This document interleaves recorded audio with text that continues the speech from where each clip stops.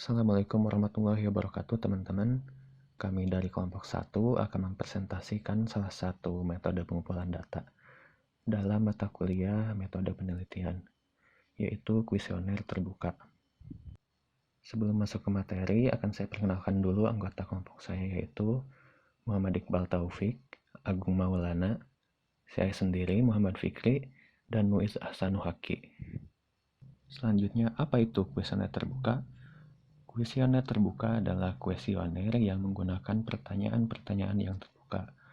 Responden diberikan kesempatan sebebas-bebasnya untuk menjawab pertanyaan-pertanyaan yang disediakan. Dengan kuesioner bentuk ini, pengumpulan data dapat memperoleh data yang banyak dan bervariasi, karena jawaban responden tidak dibatasi. Kelemahannya, pengumpulan data mungkin akan kesulitan untuk menggolong-golongkan jenis data yang diperoleh. Selanjutnya, ada beberapa hal yang perlu diperhatikan dalam membuat kuesioner. Yang pertama, sebaiknya hindari kuesioner yang singkat, hindari menggunakan istilah-istilah yang teknis, khusus, atau kompleks yang sulit dipahami responden. Buat kuesioner yang menarik seperti menggunakan font, warna, atau mungkin bergambar. Jangan lupa tuliskan di awal atau di akhir tentang kepada siapa kuesioner itu harus dikumpulkan, beserta nomor telepon, email, dan alamatnya. Buatlah kalimat yang singkat, jelas, dan lugas menggunakan variasi huruf tebal, miring, atau kapital. Mulai dengan item yang mudah dan menarik, dan letakkan kalimat yang mungkin agak sulit dan kompleks di akhir kuesioner. Berikan contoh bagaimana mengisi kuesioner sesuai aturan. Aturlah bahasa dalam kuesioner sebaik dan semudah mungkin dipahami, karena biasanya hanya orang membaca pertanyaan-pertanyaan dalam kuesioner secara tepat. Selanjutnya adalah topik penelitian dan sasaran kuesioner. Topik penelitian yang kita ambil adalah efektivitas pembelajaran secara online saat masa pandemi COVID-19. Sasaran kuesioner kita yaitu peserta didik yang melakukan pembelajaran secara online. Selanjutnya adalah latar belakang dan tujuan kuesioner. Latar belakang kami adalah kegiatan belajar mengajar yang merupakan kegiatan umum dilakukan sekolah atau kampus sesuai jadwal dan dengan tatap muka. Namun dikarenakan adanya pandemi COVID-19, peserta didik dipaksa untuk tidak berinteraksi secara langsung. Maka kegiatan pembelajaran dilakukan secara online. Kami ingin melihat seberapa efektif pembelajaran secara online di masa pandemi ini terhadap kegiatan belajar bagi peserta didik.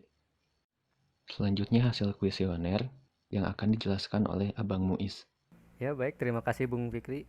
Di sini saya akan menjelaskan hasil pengumpulan data menggunakan hasil kuesioner terbuka.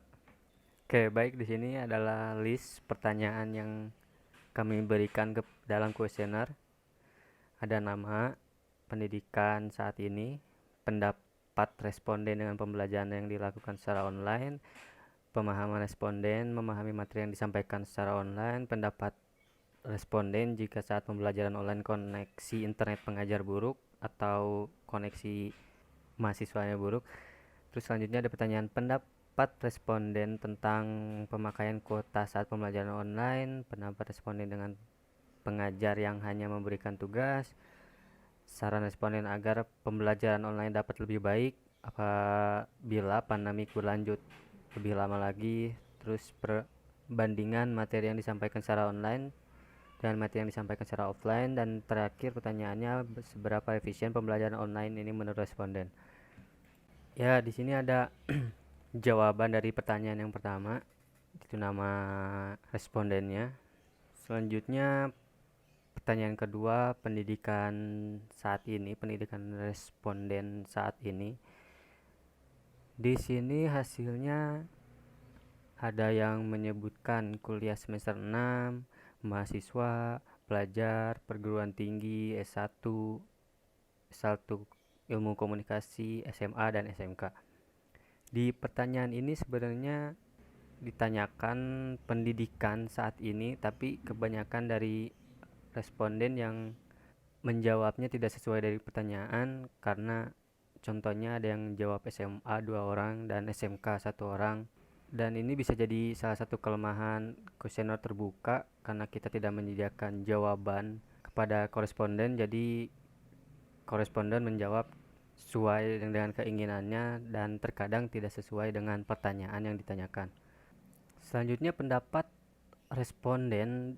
Jawaban dari pertanyaan pendapat responden dengan pembelajaran yang dilakukan secara online. Jawaban yang pertama, saya bosan, sulit. Kedua, sulit dipahami. Ketiga, ada plus minusnya. Enaknya kita dapat kita dapat santai waktu tidak memikirkan berangkat ke kampus. Namun minusnya, dalam pembahasan materi terkadang suasana untuk belajar pribadi karena sikon tempat yang kebenaran di pegunungan susah sinyal, jadi tidak efektif.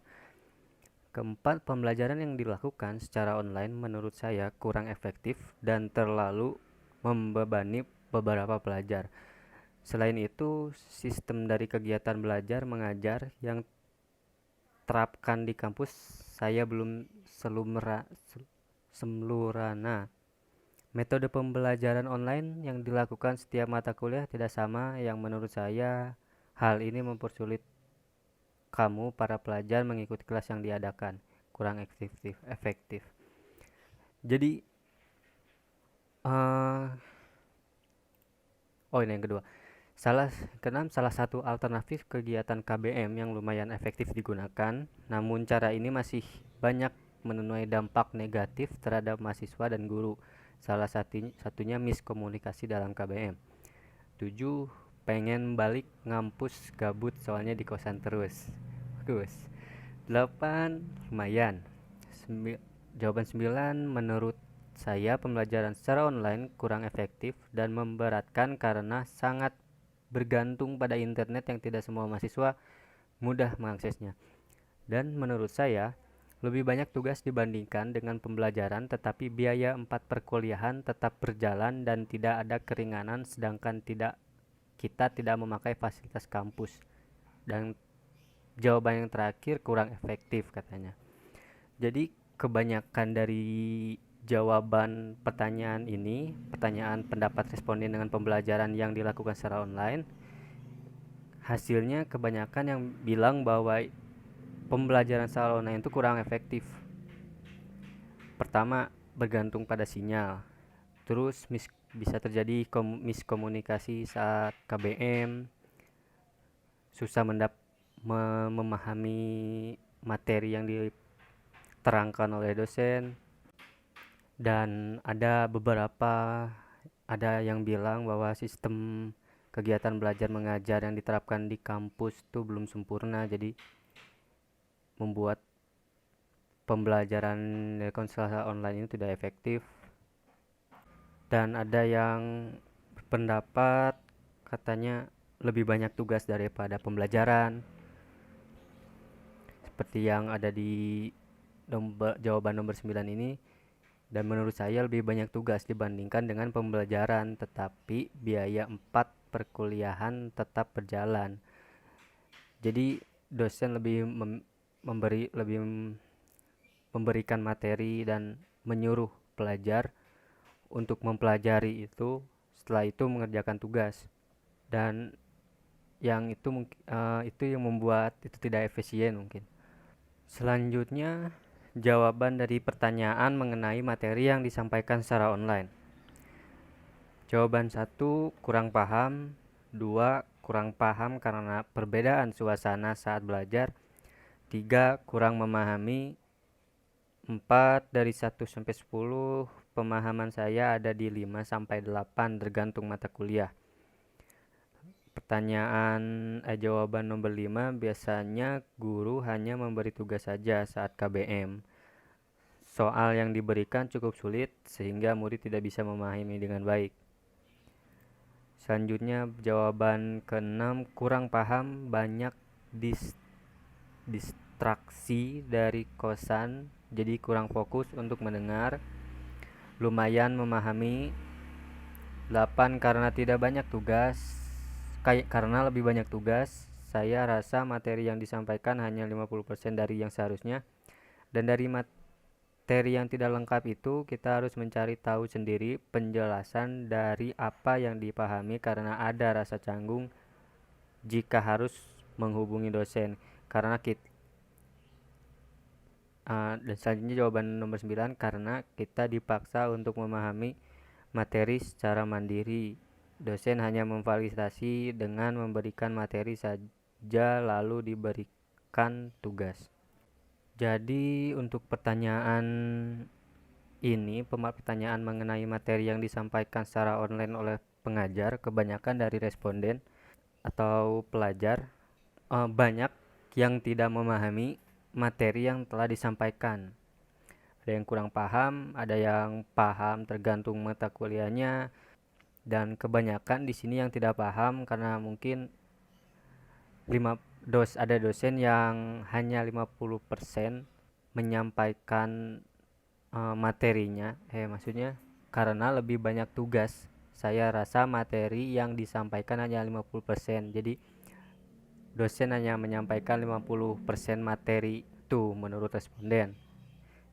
Jadi lebih banyaknya tugas. Dan dari materi yang tidak lengkap itu, pelajar harus mencari tahu sendiri penjelasan dari apa yang tidak dipahami karena ada rasa canggung jika kita harus menghubungi dosen. Jadi mungkin ke pendapat dari responden ini, banyak pengajar yang hanya memberikan tugas dan memberikan materi, suruh mempelajari sendiri dan memberikan tugas. Jadi pelajar lebih ke mempelajari materi itu sendiri dengan materi yang sudah diberikan atau modul-modul yang sudah diberikan pada dosen, dan itu dapat dan ada dan apa namanya dan itu menyebabkan jadi pelajar kurang mengerti materi yang disampaikan oleh dosen atau mata kuliahnya. Selanjutnya pertanyaan pendapat responden jika saat pembelajaran online koneksi internet pengajar atau pelajarnya buruk. Jawaban 1, jadi tidak paham. 2, resiko belajar online. Jadi itu resikonya belajar online. 3, sangat mengganggu. 4, wah ini sangat merugikan.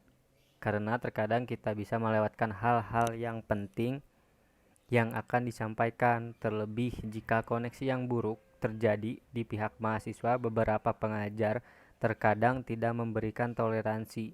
Kelima, sangat mengganggu. Keenam, hal ini sangat merugikan baik siswa maupun guru. Ilmu yang disampaikan tidak semua terserap. 7, jika koneksinya jelek, bukan saat dosen mau ngejelasin tugas biasa-biasa saja. Jadi kalau koneksinya jelek saat dosen ngejelasin tugas, itu biasa-biasa saja. Tapi ketika dosen merangkan materinya, berarti Anda tidak mendengarkan. 8, sangat mengganggu. Misalnya ketika dosen sedang menyampaikan materi yang penting, tidak bisa memahami karena sinyal yang putus-putus. Hal ini sangat menyulitkan karena kita menjadi tertinggal atau ada materi dari dosen yang terpotong. Saat pengumpulan tugas pun menjadi rumit karena tidak semua dosen dapat memberikan toleransi atas terlambatnya tugas karena koneksi. Sering terjadi pada saat PJJ sih, emosi katanya. Jadi pendapat responden di sini lebih ke kesel. Ada yang katanya merugikan karena ada materi yang seharusnya ada materi yang tidak terdengar mungkin, dan akhirnya pelajar jadi tidak mengerti materi yang disampaikan. Dan ada juga yang mungkin responnya gak apa-apa sinyal jelek asal tidak saat dosen menjelaskan tugas yang akan diberikan. Oke. Pertanyaan ini jadi jawaban dari sini lebih ke kalau koneksi buruk merugikan pelajar karena seharusnya dia dapat memahami mendengarkan materi dengan jelas kalau dilakukan secara offline atau tatap muka. Tapi pas dilakukan secara online, mereka tidak dapat mendengarkan atau mendapatkan materi dengan jelas. Dan koneksi ini atau jaringan internet ini adalah hal yang sangat penting saat pembelajaran online. Oke, pertanyaan selanjutnya, pendapat responden tentang pemakaian kuota saat pembelajaran online. Jawaban pertama, sangat dibutuhkan. Kedua, cukup membebani siswa yang tidak memiliki fasilitas wifi. Cukup. Tiga, untuk pemakaian kuota alhamdulillah ada wifi, cuma kalau ada kendala mati listrik sudah pasti tidak bisa online karena kebenaran sinyal jaringan di sini vendornya Telkomsel doang dan terhitung baru dibangun cuma mengandalkan satu tower. Untuk kuota saat ini saya menggunakan wifi, tidak ada kendala. Hanya saja saya berpendapat bahwa memang pihak kampus seharusnya memberikan fasilitas berupa kuota untuk pembelajaran online sesuai dengan himbauan Kemendikbud dalam surat edarannya. 5. Tidak berpengaruh katanya. 6. Siswa sekarang yang sudah terbiasa bermain gadget yang digunakan untuk keperluan sekolah maupun bermain di rumah tidak ada efeknya. Saya tidak menggunakan kuota, berarti menggunakan wifi mungkin. 8. Lumayan. Pemakaian kuota sangat boros karena banyak yang harus diakses, sedangkan saya sebagai mahasiswa tidak mendapatkan uang saku untuk membeli kuota internet terus menerus sehingga sangat memberatkan. 10. Selama PJJ, saya memakai kuota lebih boros dari biasanya. Cuma ada wifi kalau lemot kan. Untuk pertanyaan ini lebih ke positif, dimana tidak ada yang keberatan karena mungkin sudah terbiasa menggunakan gadget untuk bermain atau kebutuhan sekolah. Jadi pastinya mereka membeli kuota untuk menggunakan gadget itu. Di pembelajaran online ini kuota dan koneksi internet itu sangat dibutuhkan karena itu adalah cara untuk online. Dan dari 10 jawaban ini lebih tidak tidak berpengaruh, maksudnya tidak terlalu berpengaruh. Tapi ada juga yang mungkin kesusahan sinyal wifi ataupun pas mati listrik jadi tidak bisa online. Sekarang pertanyaan untuk pendapat responden dengan pengajar yang hanya memberikan tugas kepada pelajar. Pertama, sangat tidak efektif dalam pemahaman materi yang diberikan saja. 2. Kurangi tugasnya please, katanya. 3. Mengerjakan tugas kurang efektif karena apa yang diajarkan terkadang tidak mengerti dan hanya mengisi saja. 4. Dosen tidak hanya memberikan tugas, setidaknya harus memberikan materi terlebih dahulu. Selain itu, materi yang disampaikan haruslah jelas. 5. Kurang suka. 6. Hal ini membuat murid frustasi, apalagi jika guru sulit dihubungi atau sangat slow respon akibat tugas tidak bisa terselesaikan dengan baik. 7. Seharusnya dosen memberi modul atau penjelasan mengenai tugasnya, ke apa yang harus dilakukan, seperti apa format pengerjaannya dan lain sebagainya. 8. Agak bingung ketika mengerjakan tugas yang diberikan. 6. Menurut saya seharusnya dosen tetap menjalankan tugas dengan baik, yaitu memberikan materi sejelas-jelasnya kepada mahasiswa. Dan 10. Jawaban terakhir, saya tahu niat dosen itu baik biar kita gak mau belajar materi tentang beliau. Tetapi dosen gak cuma satu yang ngasih tugas juga, gak cuma satu. Tetapi kan dosen gak cuma satu yang ngasih tugas juga, gak cuma satu, jadi kadang keteteran sama deadline-nya, belum ada anggota kelompok yang susah diajak kerjasama. Jadi di pertanyaan ini pendapat responden tentang pengajar yang hanya memberikan tugas lebih ke negatif, tidak efektif, dimana mahasiswa atau pelajar kesulitan untuk mengerjakan tugasnya karena materi yang disampaikan mungkin kurang atau materi yang disampaikan pelajar kurang paham. Jadi untuk pertanyaan ini banyak pendapat yang lebih ke tidak efisien untuk pengajar yang hanya memberikan tugas dan menjelaskan materinya kurang, atau memberikan modul yang diberikan untuk mahasiswa atau pelajar modulnya tidak lengkap atau mungkin susah dipahami bagi pelajar jika tidak diterangkan oleh pengajar mungkin. Dan untuk selanjutnya adalah pertanyaan selanjutnya adalah saran responden agar pembelajaran online dapat lebih baik apabila mungkin pandemik berlanjut lebih lama lagi.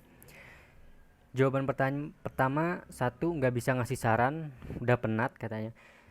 Dua, kurangi tugas, perbanyak penjelasan materi. Tiga, memberikan fasilitas entah itu berupa barang ataupun uang. Empat, samakan sistem KBM-nya, gunakan satu media saja, fasilitasi mahasiswa. Lebih meringankan tugas dan lebih berfokus terhadap penjelasan materi. Mungkin guru harus memberi 6, ini jawaban ke-6. Mungkin guru harus memberikan modul materi juga kepada murid dan menjelaskan poin-poin penting. Guru juga harus fast respon. 7. Kalau bisa kelas praktek dibuat lebih fleksibel, karena jika kelas praktek hanya dikasih teori sama aja bohong. 8. Semoga pembelajaran bisa disampaikan dengan baik dan menyenangkan. Ya, itu bukan saran. 9. Menurut saya pihak kampus dapat memberikan fasilitas yang memadai terhadap mahasiswa seperti kuota internet yang cukup, keringanan dalam biaya perkuliahan. Jika kuota internet tercukupi, maka akan memudahkan kegiatan pembelajaran online dan akan lebih baik jika dosen tidak hanya memberikan tugas, tetapi juga materi yang lengkap dan jelas agar materi yang diterima sebanding dengan yang diterima apabila pembelajaran tatap muka. 10. Kalau menurut saya, mendingan dosen menjelaskan materi berupa video, karena kita bisa mendengarkan atau memahami materi berulang kali. Kalau lewat aplikasi kan udah kuota cepat habis, nggak paham nggak bisa diputar ulang pula. Video juga kuota tetap habis, sama saja. Dari saran responden untuk pertanyaan ini, kebanyakan responden yang menyarankan untuk memfasilitasi seperti media atau kuota, dan ada beberapa yang menyarankan kepada pengajarnya untuk memberikan materi menggunakan video atau yang media lainnya, dan ada saran yang untuk lebih meringankan tugas dan berfokus terhadap penjelasan materi, dan ada juga yang tidak hanya menyampaikan materi tapi juga prakteknya harus dibuat lebih fleksibel. Selanjutnya, perbandingan materi yang disampaikan secara online atau pembelajaran online dengan materi yang disampaikan secara online. Satu pendapat, kalau di offline lebih paham yang disampaikan karena langsung diberikan contoh. Sedangkan online di mana kitanya mau dengerin yang disampaikan atau meninggalkan kelas itu dengan sesuatu hal lain. Dua, materi yang disampaikan secara online terkesan pendek dan ringkas. Berbeda dengan materi yang secara tatap muka yang dijelaskan secara rinci. 3. Dalam pembelajaran materi lebih baik secara offline karena kita bisa bertanya secara langsung dan tidak ada gangguan hilang sinyal dan jaringan. 4. Jika materi secara offline diberikan pada jadwal yang tetap, materi online tidak. Mahasiswa harus selalu menunggu kabar dari dosen. Pembelajaran online hanya bisa dilakukan jika kita memiliki kuota internet. Banyak gangguan yang terjadi ketika KBM. Kelima, materi yang disampaikan secara online lebih banyak gangguan dalam memahaminya, seperti suara yang tidak jelas, gangguan sinyal, ataupun ketika tiba-tiba terjadi pemadaman listrik. Dibandingkan dengan pembelajaran offline, materi lebih mudah ditangkap dan bisa lebih fokus dalam mencerna materi.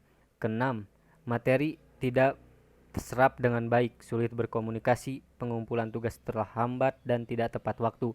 Waktu sekolah dan di rumah tidak ada bedanya sehingga mudah merasa lelah saat mengerjakan. Tidak bisa berdiskusi, tidak dapat perpustakaan untuk menambah referensi dalam belajar. Waktu tidur menjadi acak-acakan. Ketujuh, lebih efisien offline. 8. Berbeda suasananya dan sepertinya lebih efektif secara langsung. 9. Dosen kurang memberikan referensi yang lengkap dalam pembelajaran online dan mahasiswa tidak bebas bertanya sehingga materi yang didapatkan tidak maksimal. Sedangkan jika secara offline, kita bebas bertanya tentang materi dan juga referensi. Jawaban pendapat terakhir ke-10, kalau secara offline, kita bisa menanyakan dengan jelas karena kita paham dengan melihat muka, gestur tubuh. Kalau online, pasti kebanyakan miskom atau salah tangkap. Jadi untuk pertanyaan yang ini, pertanyaan perbandingan materi yang secara online disampaikan atau secara offline, kebanyakan dari pendapat responden lebih memilih offline daripada online. Dan sedikit dari pendapat responden yang setuju dengan materi yang disampaikan secara online karena mungkin jadi materi yang diserap itu jadi kurang. Dan ini yang terakhir, pertanyaan yang terakhir tentang seberapa efisien pembelajaran online menurut responden. Pertama, kurang efisien, pembelajaran online pasti bawaannya malas.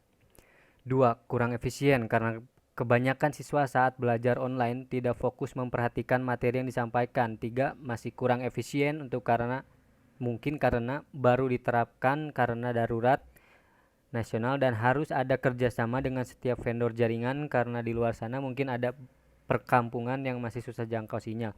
4. Kurang efisien, harus diperbaiki. 5. Kurang efisien karena banyak gangguan yang terjadi. 6. Lumayan efisien untuk murid dengan internet yang memadai, sangat tidak efisien untuk anak yang internetnya kurang memadai. 7. Kurang efisien karena banyak yang dapat mengganggu konsentrasi ketika belajar secara online seperti jaringan atau hal-hal lainnya. 8. Lumayan efisien untuk keadaan saat ini karena tidak ada pilihan lain. 9. Menurut saya pembelajaran online kurang efisien karena alasan-alasan yang saya paparkan tadi di atas. 10. Kurang. Jadi untuk seberapa efisien pembelajaran online ini lebih ke tidak efisien, tapi ada juga yang berpendapat lumayan efisien tergantung kondisi.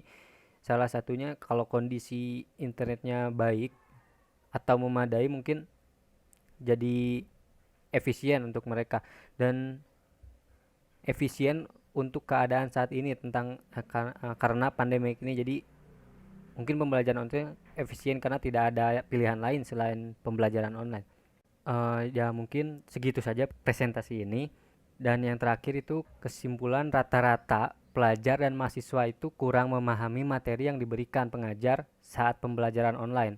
Terus koneksi internet yang buruk mengganggu pembelajaran sehingga merugikan pengajar dan peserta didik. Sebagai pengguna kuota internet mengalami kendala karena borosnya pemakaian saat pembelajaran online. Peserta didik terkadang kebingungan di saat pengajar hanya memberikan tugas dan tidak memberikan materi atau format tugas yang diberikan, apalagi di saat pengajar sulit untuk dihubungi. Saran dari peserta didik berupa pengurangan tugas dan memperbanyak penerangan materi dan juga memberikan fasilitas yang mendukung pembelajaran online, semisal seperti kuota, penggunaan satu media saja dalam pembelajaran, dan materi yang diberikan berupa video yang bisa diputar ulang kapan saja. Kesimpulan yang terakhir, pembelajaran secara online dirasa kurang efektif dan efisien jika dibandingkan dengan pembelajaran secara online atau tatap muka. Oke, segitu dari kelompok kami. Sekian dan terima kasih. Assalamualaikum warahmatullahi wabarakatuh. Arigatou gozaimasu.